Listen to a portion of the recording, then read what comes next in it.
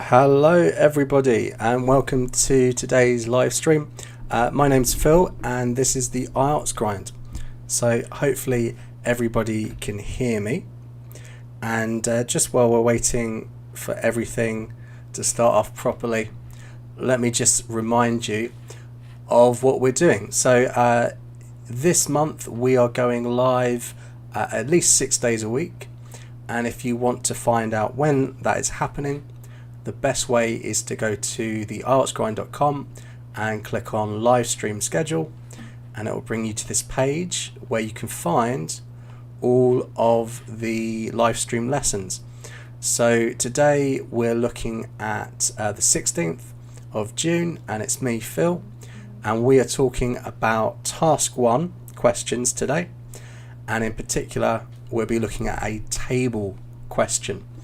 And then for the rest of the week you can find what's happening. So tomorrow Michael will be doing a lesson on task 2 essays for problem and solution, and then Friday and Saturday I will be looking at some of your emails with your own essays that I will be correcting live.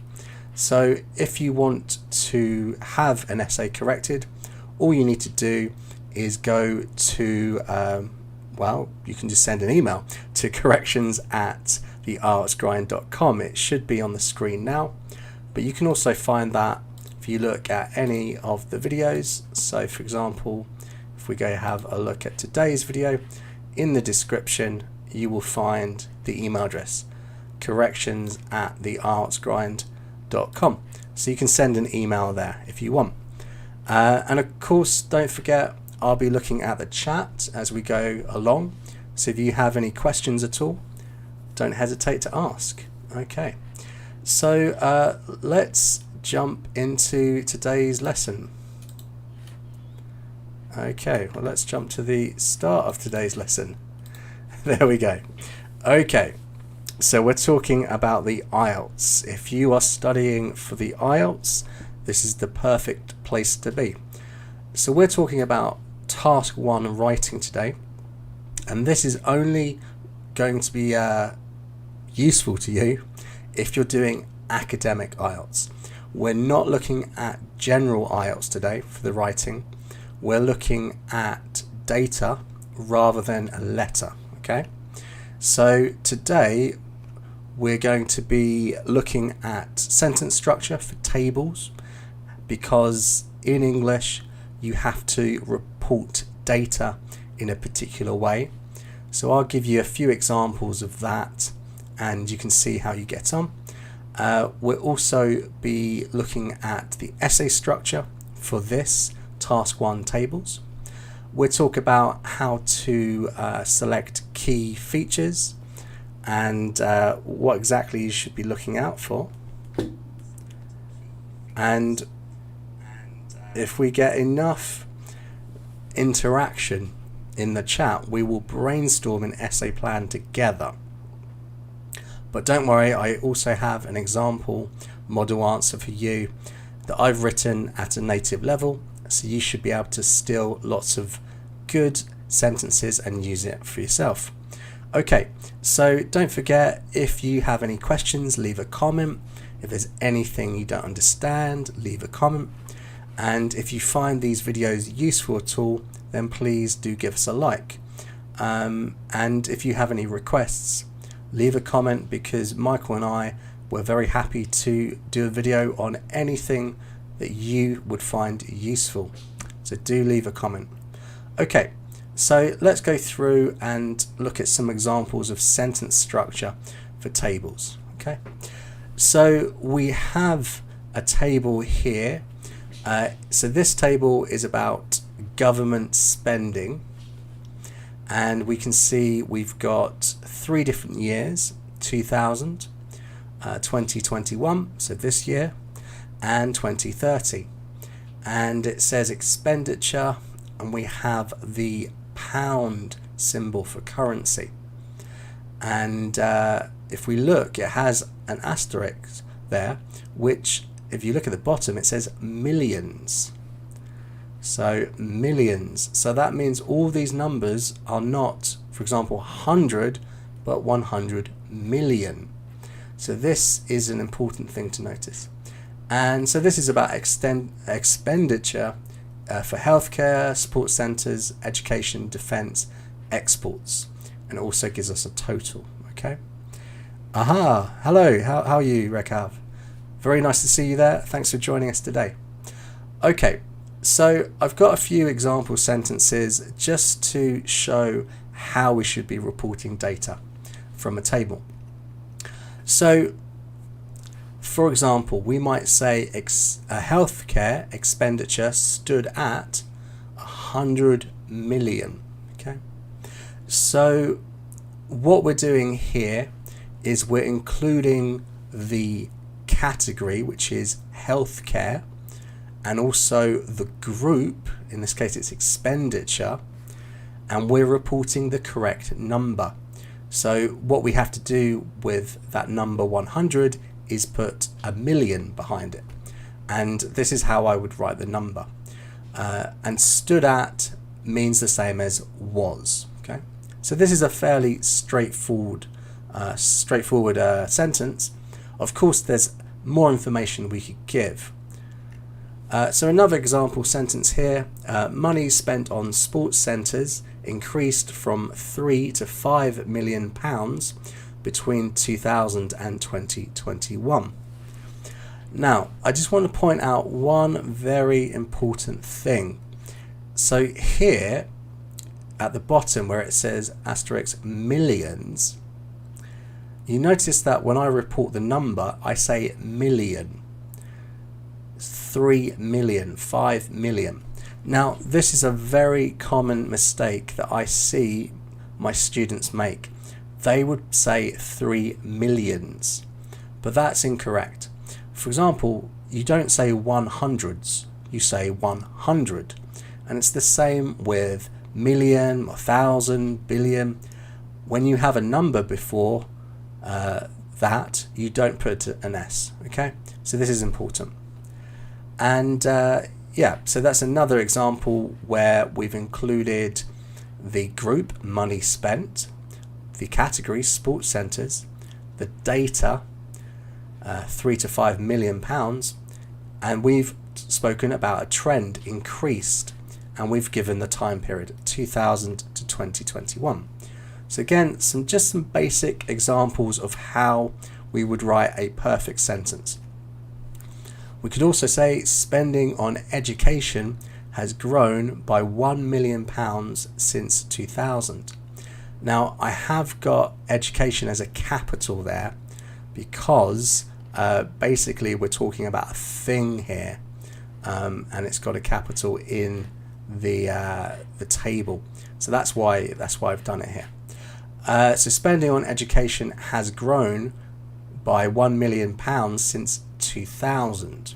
Okay. So yeah, Raghav, talking about the million, is it because it's countable or uncountable? Well, that's a very good question. The way that we use millions or thousands, we would do that. For example, if I asked you, was it busy at the supermarket today? And you would say, yes, there were hundreds of people. So there we would put the S on it, hundreds, because we're quantifying the amount of people. But if I asked you for a specific number, you would say, oh, there were 123 people. Yeah. So here with the number, we never use the S. It's not really because it's countable or uncountable. It's really to do with the fact that with numbers, we don't put an S on these types of words. But if we're talking about how much the house cost, oh, it was millions of dollars.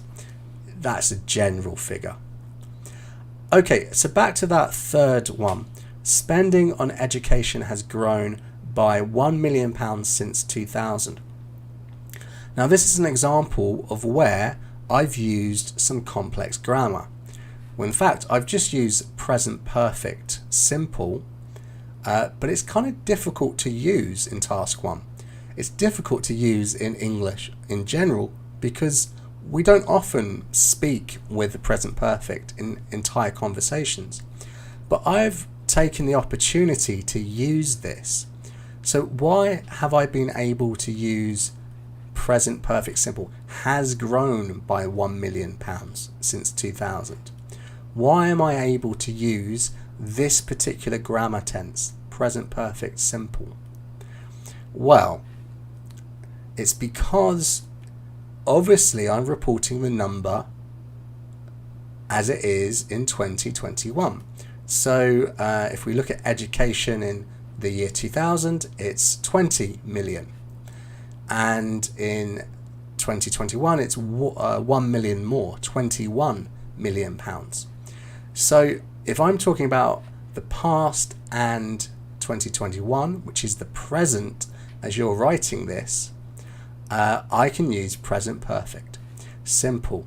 And this is really a good way to show your grammar muscles, as Michael likes to say. So this is why I've chosen it. It's because I'm using a range of grammar, and this is one of the perfect opportunities to use it.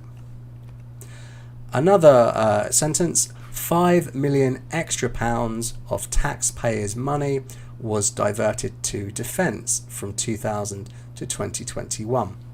So just another way to phrase it. We've got expenditure, money spent on, spending, taxpayers' money. So this is all connected to government spending. And again, you can see how I've phrased it. And finally, it says the export sector is set to receive, I think. I have to double check, my camera's in the way. Sorry, the export sector is expected to receive reduced spending of almost 50% by 2030. Okay, sorry about moving my camera there. See if I can get it back pointing at me.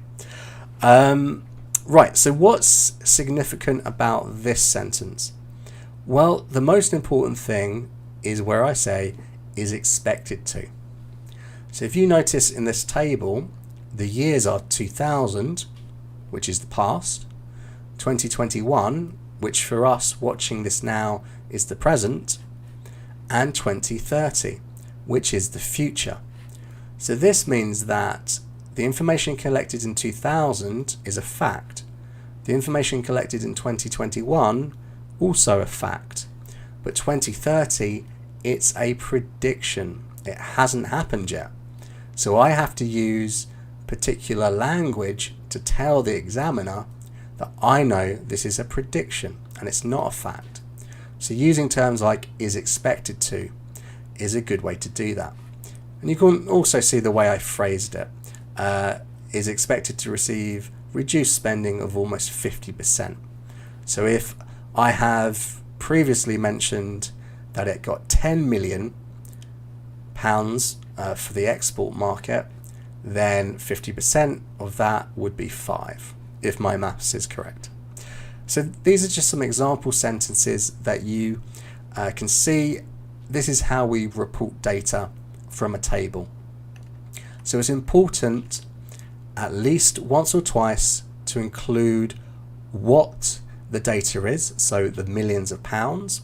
It's important to mention the categories, healthcare, sports centre, etc., and the group, which is expenditure. Okay, and also refer to the times, the years given. You don't have to do this in every single sentence, because if you mention it in a previous sentence, you can refer to the years, for example. But here are just some example sentences to show you what you should try and go for. Yeah.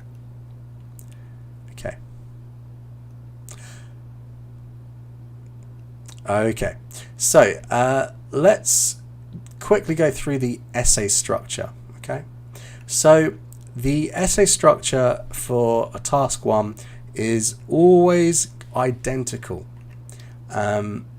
It's what we put in each part which changes. So we always have an introductory sentence. So this is where you write one sentence introducing the context of the data. Okay, e.g. the table shows the proportion of expenditure on different categories from this year to that year. we also have an overview. So here at the IELTS Grind, we recommend you always put your overview at the beginning. You can put this at the end, but the bonus is if you put it at the beginning, you will not forget it. If you forget to write an overview, you cannot get higher than a band score 5 in task achievement. If you get a band score 5 in task achievement, it will reduce your overall score, even if you do very well in the other marking criteria. So always put it at the beginning after your introductory sentence. So here you write 1 to 2 sentences giving the big picture of the trend or the data. Okay, so always write overall at the beginning of your overview. This clearly marks it out as an overview, and don't include data like percentages, numbers, etc. The reason is if you give all your numbers in your overview, you have nothing to say later on. So it's just a question of giving you more material to talk about. Okay, and the body, you should have a couple paragraphs which provide supporting sentences which prove your overview. So if you say overall expenditure increased over the period, your body of your task 1 essay should have sentences that show this is true. Okay. And in the body, you only want to select key features that provide data to back up what you say. You don't want to say everything you see.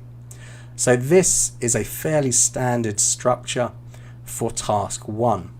Okay, so let's talk about the key features. So those of you watching live, get ready to shout out, or type rather, what you see. Okay, so we've got this same table that we saw in the examples with the example sentences. So I'm going to put up what I would like you to find. So which features should you select? So first of all, the biggest numbers. Looking at the table, which category has the largest numbers, either in 2000 or in 2030 or in 2021? So which of these, healthcare, sports centres, education, defence or exports, which category has the largest numbers, the biggest numbers? If you can see that, if it's clear enough on your screen, then please write in the chat which category in the year 2000, 2021 and 2030 has the biggest number. I'll give you a little bit of time. Okay, so the biggest number is in 2030, yes. And what is the category? Healthcare, sports centres, education, defence or exports?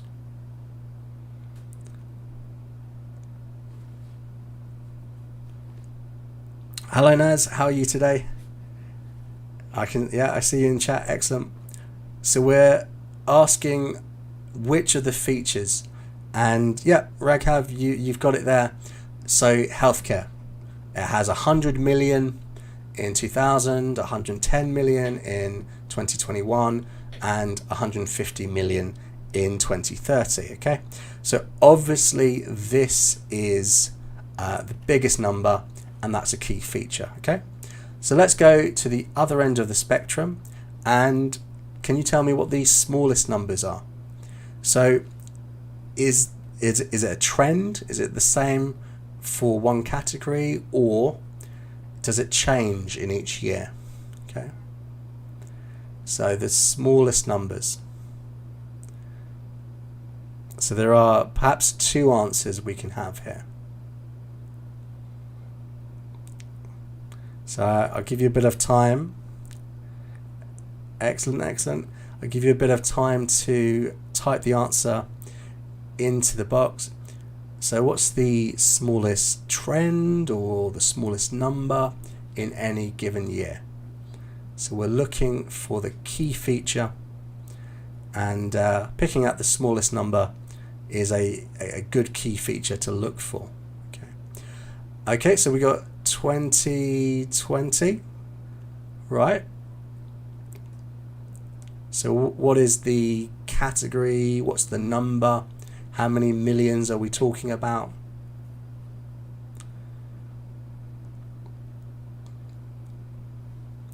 Okay, yeah, so we've got sports centres. So if we look in 2000, obviously it was 3 million. That became 5 million in 2021 and 9 million in 2030. So this is the smallest trend. We could also perhaps mention the fact that exports has the smallest number in 2030. Could mention that as well. But as a trend, I think sports centres would definitely go on my list of key features. Okay, so next question, I always ask this. What's the biggest trend? Biggest change, sorry. So, do we see any numbers which changed significantly? So either it could be a very big number over time, a big increase, a big decrease, or a relative big increase. What I mean by a relative big increase is if you look at the proportion, even if it's not the biggest number out there, if you look at the proportional change from the beginning of the trend to the end of the trend, is there anything that really changed a lot? Now there's definitely one number I would pick out, one category, something that relatively changed a great deal. I mean, obviously healthcare remains the biggest number, but relatively, did it change that much?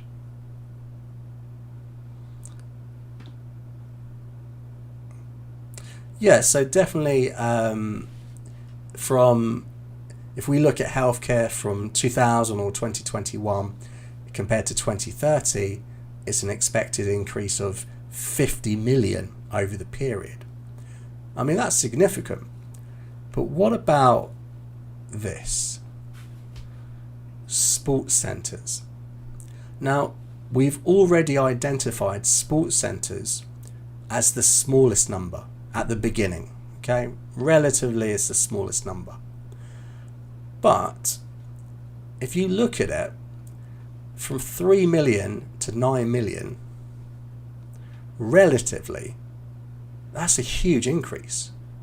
It's increased 3 times.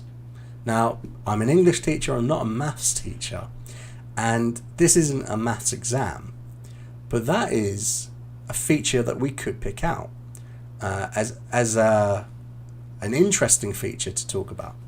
That the fact that it went from 3 million to 9 million, which is proportionally a bigger increase than everything else, because education, it only increased by 3 million over the period.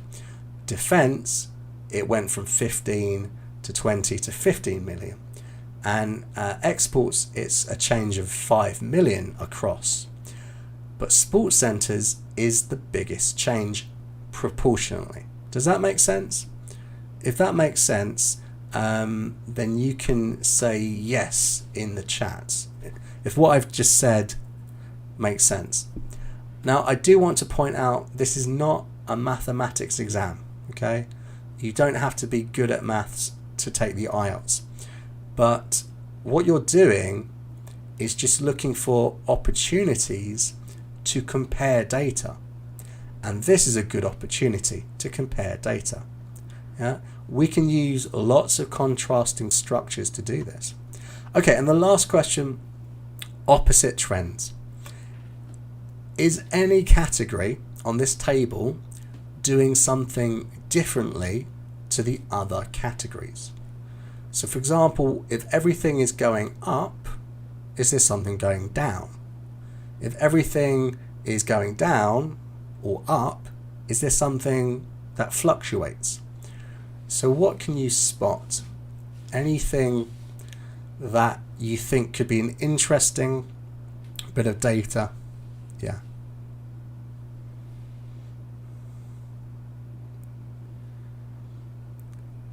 So if you can see anything that has an opposite trend, it's definitely something we want to, yeah. Good, yeah, so Naz and Raghav, you've got it, exports. Definitely. So over the period, it's gone from 10 million to 5 million, whereas everything else has increased or fluctuated. It's the only one that's decreased over time, okay? Why? It doesn't matter why. We don't have to explain that. We just have to say that it happened, okay? So this is the kind of thing that we want to look for, okay? And the more you practice, the more quickly you'll notice these things, and you will identify your key features in a matter of minutes, if not seconds, okay? Right, so let's have a look then at an almost identical question, okay? But this question says the table below shows the annual revenue of importing 5 types of goods into the UK over 3 different years. Summarize the information by selecting and reporting the main features and make comparisons where relevant. So it's almost identical. The only difference is that we've changed from expenditure to imports, and we've got cars, vegetables, computers, white goods, and meat. All of these are being imports this time. So what we want to do is to think about what would we identify. Okay, so this now is open to you guys in chat.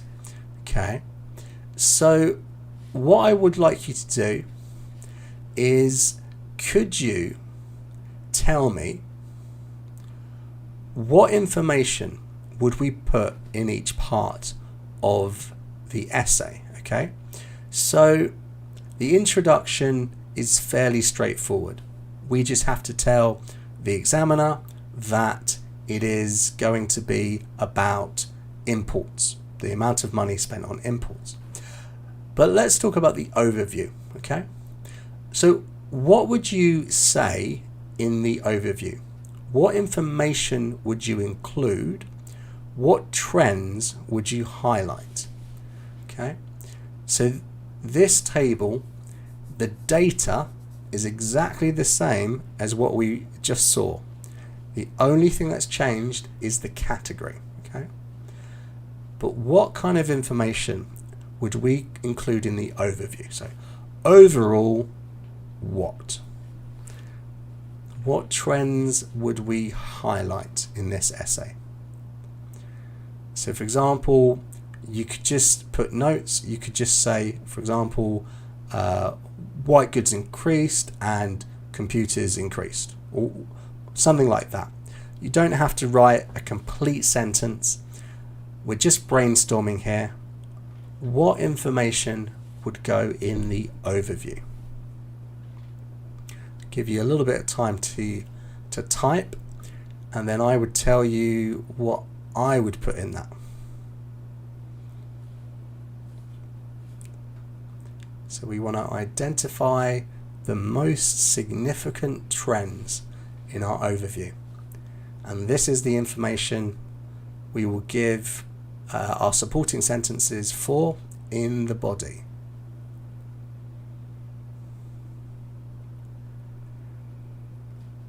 Is everyone busy typing away? I hope so.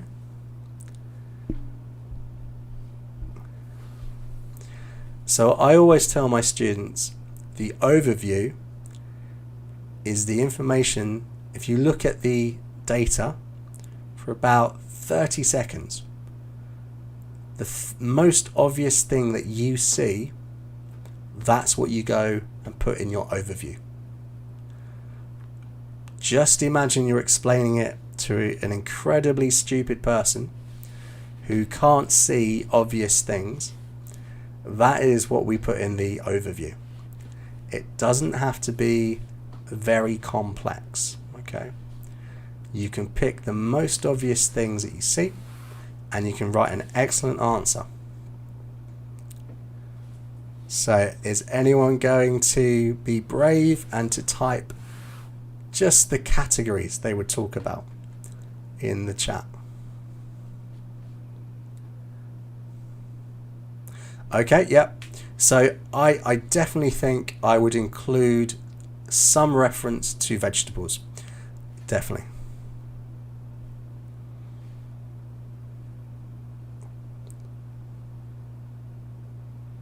Yeah, so Naz, what you've got there, overall imports of cars significantly increased in the given period and are predicted to soar similarly. Yeah, so I would say and are predicted to soar. Yeah, we wouldn't say to be soared because we're not using passive here. No one's making it soar, it just happens, right? But the really good thing is you've mentioned that it's a prediction. That's really, really good. Yeah. Yeah, so I would agree. I would mention cars. I would mention vegetables at the very least. Yeah, either one of those or together. I may also mention meat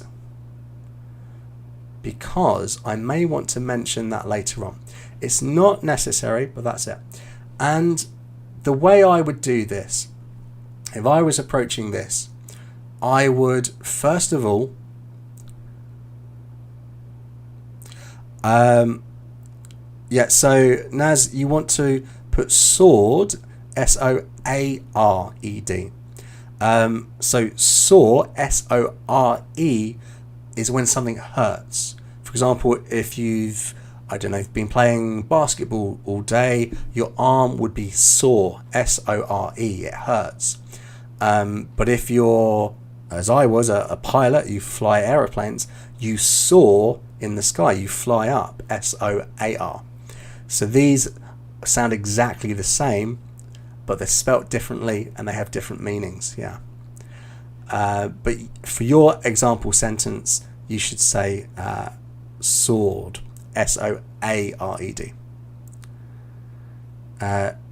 Yeah, I think, I'm not sure, Raghav, if I would say plunged to half, I might say reduced by half, or exports of meat plunged, or exports of meat are expected to plunge by 2030.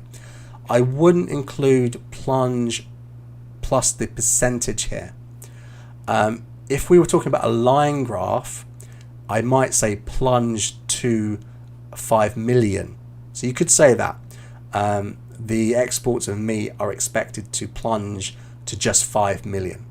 You can include the number, but it doesn't sound right with the percentage. Yeah. Okay. Yeah, so the way I would structure this is probably a little bit like this, okay? So, the introduction. The only information I need to include is the table is about UK imports in millions of pounds, possibly, from 2020 to 2030. That is the basic information we want to include. This introduction could be very, very short. One sentence would probably be enough. In the overview, I think, as you guys have said, we want to say something like cars were the biggest import in 2000 and across to 2030. Vegetables were the smallest import in 2000. Meat was the only revenue to reduce by 2030. This is the general information for this particular question. And just as you guys have put into chat, keep it very simple. Just report the main idea, the main trend. And in the body, probably the way I would split this up is into 2 paragraphs. And I would concentrate on 2000 and 2021 in the first paragraph, reporting the biggest and the smallest numbers, because we need to establish where the numbers began. Otherwise, the comparison later doesn't make sense. So I would establish what were the biggest and smallest numbers in the data for those years. And in paragraph 2, I'd make my comparisons between 2000 and 2030, talking about the biggest changes, the smallest changes, the biggest numbers, the smallest numbers. And because I'm talking about 2030, I would be sure to say it's expected. It's a prediction, not that it's fact, okay? So this is the general structure that I would use, okay? And don't forget, these videos, they go straight onto the channel. So if you want to come back and watch this again, you can do that. And what we're going to do now is see a model answer. And I've included a link to a Google Doc with the model answer, okay? Because this is more of a lesson thing. It may not be very interesting for you. But the model answer, you have that as a document in the description of this video, okay? So let's have a look then at the model answer. So this is the question that we're talking about, the same question, okay? It's all about the imports from those different years. And this is the model answer.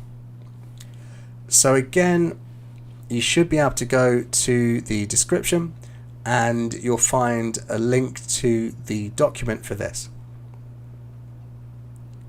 So let me just read what Naz has written in the chat. So the business of meat import was 10% in 2000. However, it slightly plummeted by 2 and expected to decrease by 5 PC in the succeeding years. So let's just go back very quickly, Naz, okay? Let's look at the data again, okay? There is one very big mistake, and it's to do with the data. So what you wrote, most of it is absolutely wonderful, but there's a big mistake in the data. Can you spot what it is? So on screen, hopefully it's not too blurry, there's one fairly big mistake with your data, and this would affect your task achievement score, because it would show that you didn't quite understand the question, the material. So what is the correction? And if anyone else can spot it, so Naz has written a really good sentence in the, you got it, Naz? Can you tell me what it is? So, yeah, so it's revenue. So you spoke about percent, and it's actually millions of pounds, okay? So what I would say is, rather than the business of meat, you might say meat industry, meat sector, meat imports, meat-based products. Some of these, so meat industry, meat sector, meat-based products. And that would be a little bit better, yeah. So the meat industry, or the meat sector imports, was £10 million in 2000. However, it slightly plummeted by 2 million and is expected to decrease by 5. Well, I wouldn't say decrease by, I might say decrease to £5 million in the succeeding years. The reason I would say decrease to is because it becomes that number. If it decreases by, that would mean it goes from 10 to 8 and then it would become 3. So by is the amount that it changes, 2 is the number it becomes. But yeah, this is excellent. This is a really good example of if you interact more in live streams like this, Facebook groups, anywhere that you find other students. If you interact, people can help you and you learn from your mistakes. If you're not making mistakes, you're not learning. That's the way it is with a language. If you don't push yourself, you're not learning. So never be afraid of making mistakes. You can still walk out of the IELTS speaking exam and writing exam with mistakes and still get band score 7. So for most people, you're going to make mistakes in the IELTS and still get a good score, for the most part. So never be afraid of making mistakes. So thank you, Naz. That's excellent. That really makes my day when we interact like that. Okay, let's jump back to the model answer. So this is what I wrote, and we'll see if I have made any mistakes. It's possible. Right, so the table shows the level of trade in millions of pounds in 5 distinct sectors to the UK between 2000 and 2030. Okay, so a very straightforward introduction. I've mentioned it's to do with trade, imports. That's an okay synonym.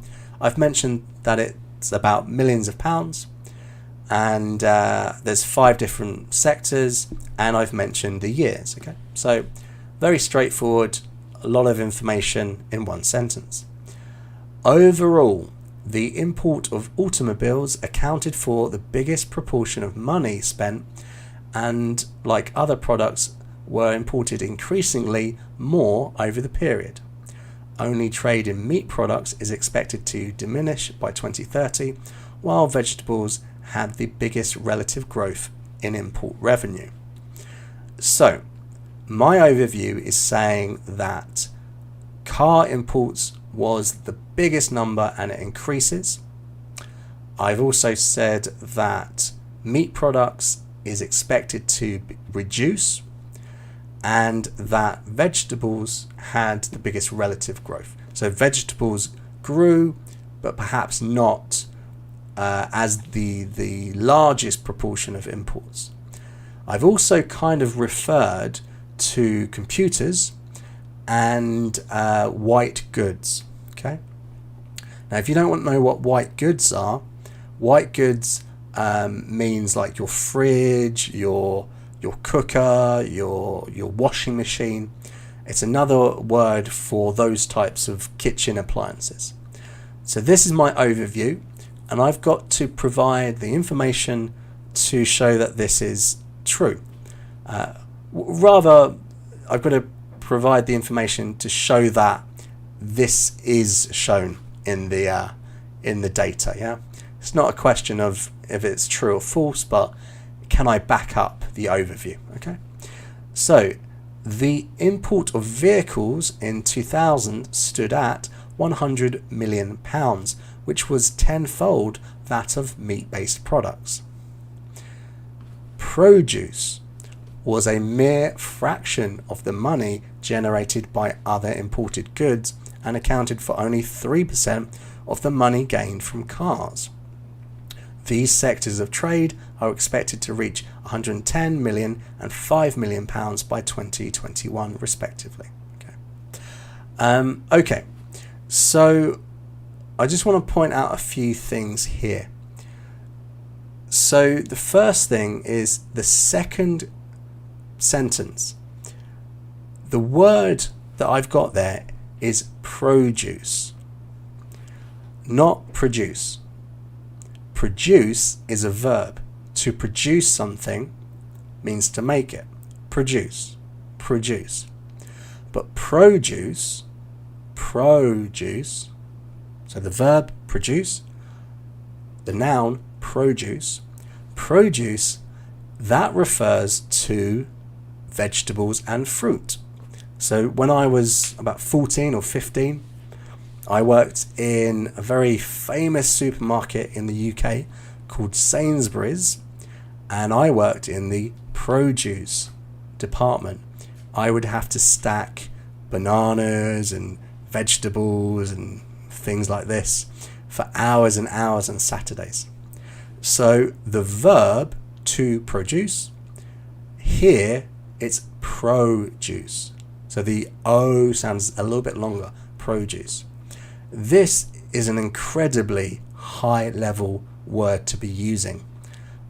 Most students wouldn't know this word, and they wouldn't know how to say it in the speaking exam.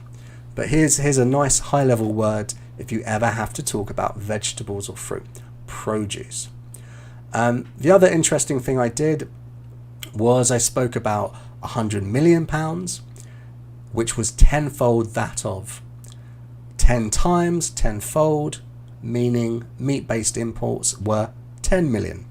So that's a nice little way to compare, and I've added that with which. So I'm using a relative clause, which is high-level grammar. Okay. Perhaps the one little mistake, possibly, that I've made is the last sentence. These sectors of trade are expected to reach 110 million and £5 million. Why could this be a mistake? Well, if we could argue that I'm writing this in June, so possibly the numbers aren't finalized, so maybe it is an expected number. But if I was writing about the past, this would be incorrect, because I would be talking about facts. So this is on the borderline. I'm just pointing it out because I'm reading it now and thinking it's a little bit of a mistake on my part. But in my defense, it is June and we haven't finalized the numbers. So I'm sorry. Hopefully everyone understands what I just said there. So grammatically, there's nothing wrong with this. Logically, this could be wrong if I used it for the past. Yeah. Anyway, moving on. Despite being the smallest proportion of imported goods, vegetables outperformed, relatively speaking, both IT-related products as well as appliances, which each are predicted to remain fairly steady in growth through the period. While automobile imports are expected to increase by 50% between 2000 and 2030, vegetables are set to undergo a threefold increase over the same period. Meat, however, will be reduced in imports by 50%, expected to be only worth £5 million by 2030. And then, I can't quite read because my camera's in the way. Total import revenue over the entire period increased and is expected to go from 148 to 202 million pounds. Okay, so what I did in the second paragraph is when I established the numbers at the beginning of the period in paragraph 1, I'm now able to do a lot more comparisons. So I've used a lot of comparative structures here. So I've used despite being the smallest proportion. Okay, and because I've used despite, the next verb is in the ing form, being. I've referred to IT, computers. I've referred to appliances, white goods. They're not significant enough for me to give the numbers, but I do refer to them in passing. So I've shown that I've fully understood everything, but I've decided to select the other bits of data. So this is showing me that I'm selecting key features, although I've referred to them. Okay, and I've used another comparative structure. I've used the word while automobile imports are expected to increase, and then I've compared that with vegetables are set to undergo a threefold increase. Okay, so I've gone through and compared it, and then my second to last sentence, I've used another comparative form, however. Okay, so I've gone through that, And the last thing I did, I just stuck this on the end, mainly because I kind of forgot to do it. So I stuck it on the end here. I also spoke about the total number. They give that to me in the actual table, so I thought I better refer to it. So I just spoke about the entire trend at the end, which is a nice way to end the paragraph. Okay, so that is my model answer. You should be able to write something similar based on this by going to the description, and you will find the document with this model answer. Okay, so this is the question, and what I invite you to do is to write your own version, send it to corrections@theieltsgrind.com, and Michael or I will look at it and we will send you back your answers. So some of these corrections we're doing on the live stream, but if we get more corrections than we can do on live streams, we'll just correct them and send them back to you. And we will do this until we don't have any time to do it. So really take advantage of this. You've got 2 native speakers. We've been teachers for a long time. I've been teaching since 2008. Not always the IELTS, I have to admit, but I've been a teacher since 2008. So you're getting native teachers, native tutors to correct your writing for free. Take advantage of this. I really do recommend it. So let me just have a look in the chat. I don't know, Naz. I don't think it's 11 or 12. Certainly not. This is what a native would write. It's what you're aiming for if you want a band 9. Just remember, you don't need to get a band 9. I've only ever met one person who needed a band 8, and that was someone trained to be a surgeon in the UK, and he only needed a band 8. What you want to do is go into the model answers that you see on this channel. Go look at the documents. They're all there. In every live stream, we've got a document which you can look at, and go look, take a sentence and think, okay, the import of vehicles in 2000 stood at £100 million, which was tenfold that of meat-based products. How could I take that sentence and adapt it? How could I change it? And you can find, the price of coffee in 1999 was 50% of all imports, which was twice as much as the price of cars. So even though I've changed bits here and there, the structure is the same. That's what you've got to learn. If you can find, 2, 3, 4 high-level sentences that you know how to adapt and you can use in task 1 and task 2, you can almost trick the examiner to give you a higher score, because you've seen it when we correct, when we go through and correct these essays. There's always things that bring the score down and things that bring the score up. And if you can have a few high-level sentences that you've learned how to adapt, you can bring your score up, even if you make mistakes elsewhere. And that's what we're trying to teach you to do here. Okay? It's to bring your score up enough to hit your targets. We do not expect you to write like a band 9 student. Even most native speakers can't do it. My brother would struggle to write it. But yeah, Michael and we're teachers. I'm also kind of a writer. I write quite a lot as well. So that's why we can produce band 9 answers. So don't get scared off. Don't think that you have to produce the same thing.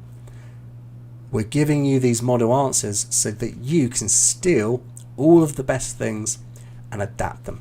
Okay. Right, so that is the model answer. But if there's any questions, if there are any requests at all, don't hesitate to put a comment in the chat. And if you've been watching and you found this to be a useful video, then please do give us a like. It does really help us try and reach more students. That's what we're trying to do, reach as many people as we can, be helpful. So if you do enjoy the videos, give us a like. If you have any friends that you think might enjoy them, or if there's anyone in a Facebook group who's asking, how do I write for a table task 1 question, send them to this video. Okay. So any questions before we go? Okay, yeah. So if you're going for a band 8, let's just jump and have a look at that. So if you come into the description of the video, you can come over to this document, you know. So we've got all writing, speaking, brings you over to the band descriptors. And you can see that if we look, you've got, in terms of task achievement, to get a band 8, it says covers all requirements of the task sufficiently.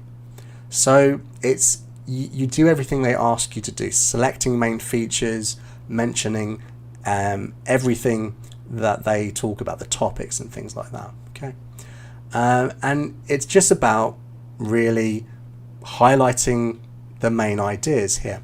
So everything we looked at today, most people can get a really high score in task achievement.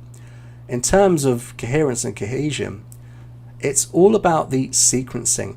You're trying to arrange information in a logical way. This is why we say put your overview first, because logically it makes sense. Because if you tell someone the big picture first, and then you go through and you explain in detail, you know, why it's the big picture, that's a logical way. And then it's about linking your ideas together. This is the cohesion, and paragraphing. So here it's just about structure, really. And if we look at lexical resource, the thing I want to point out to you, Raghav, is at the end it's produce rare errors in spelling and or word formation. So even at band 8 level, you can still make mistakes. And in grammar as well, it mentions makes only very occasional errors or inappropriacies. So even at band 8, you can still make mistakes. The kind of mistakes you make at a band 8 level are high level mistakes. You wouldn't be forgetting to write the or an or the plural s, but you'd be making high level mistakes. So even at band 8, it's not about being perfect. I just want to make that very clear. Yeah.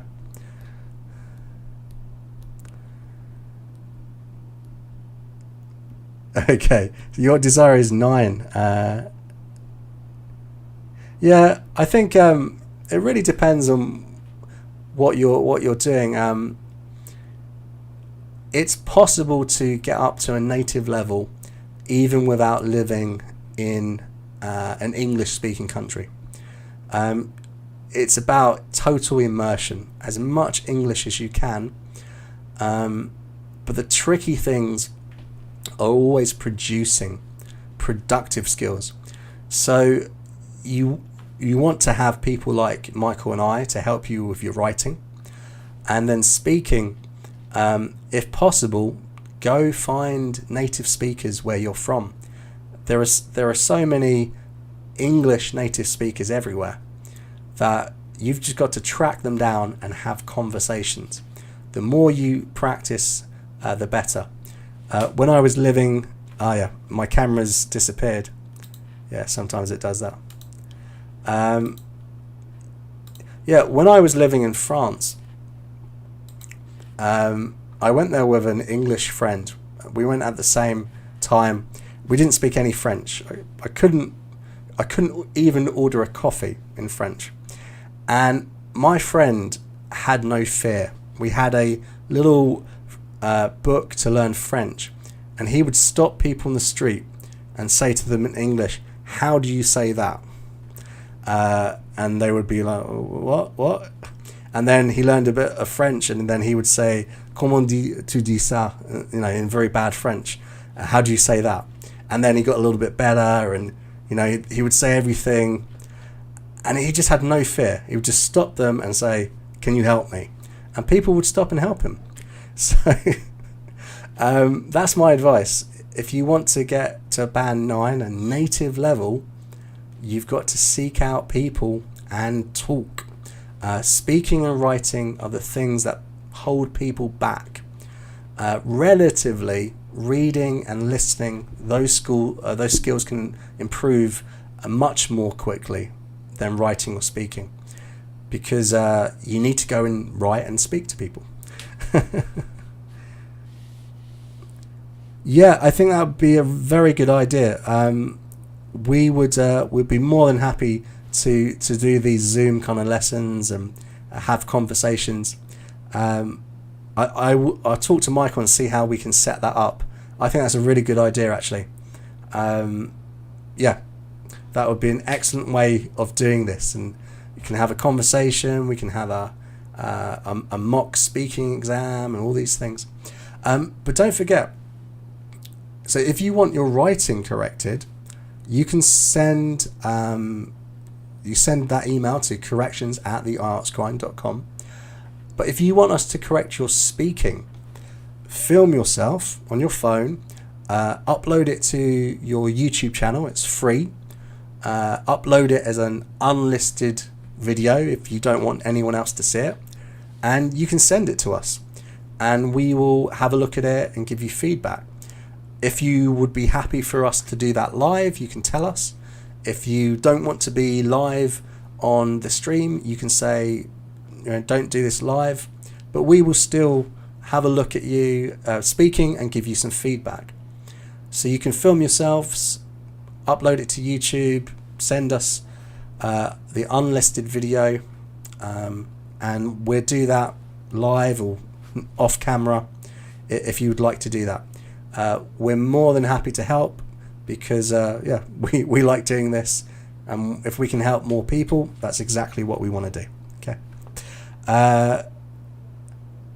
I don't think doing a mock speaking test would be difficult. Remember, you can always ask questions. If you don't understand in the exam, you can say, firstly, you can say, "Can you repeat the question?" You can also say, "Sorry, can you rephrase the question? I didn't understand it." Or if there's a word you didn't understand, you might say, "What does produce mean?" The examiner will help you, and it doesn't affect your score. Okay, so you can actually ask questions. The only thing that we will do, that we do with all of our students, is we don't stick to a script, especially in part 3, because the examiner does not stick to the script in part 3. If you go and watch, so we've got on our channel lots of recent videos where, so for example, so in this video, talking about TV programs and theatre, so I think so I'm the student, Michael's asking me questions, and what he does is follow-up questions, because this is what a real examiner would do. And you can see sometimes I get very uncomfortable because he really pushes me, because I'm a native speaker. But in the exam, what the examiner will do is, if you were talking about, for example, tennis is your favourite sport, in part 3, they would ask you a question about tennis that isn't scripted. And the reason why that's important is many students, they take the exam, they tell all the other students, these are the questions I remembered, but the questions in part 3 change. They're never the same. So if you took a mock test with us, you'd get used to that, and that would be a good thing. Yeah. Cool. Okay. Well, all right. So if you guys are interested in getting on camera, we'll do this as a live stream, then send us an email. So you know the emails, corrections@theieltsgrind.com, or leave a comment on the video, and we'll contact you and we'll talk about the best time to do that. And I think that could be quite fun. That'd be quite useful for everyone. Okay. So yeah, if you're interested in sending us a video of you talking to be corrected, get some feedback, send it to the corrections@theieltsgrind.com. Tell us if you would like us to do this on the live stream, or if you would prefer not to do that. We can do either. If you want to get on a Zoom call or talk to us live, let us know in a comment or sending an email, and we will arrange that in the next week, either with me or Michael, or possibly all of us. We'll do me and Michael in a Zoom call with you. That would be interesting. Okay, so thanks very much for watching. I think this has been a really good live stream. I've enjoyed myself. Hopefully you have as well. And I will say see you later. Bye bye.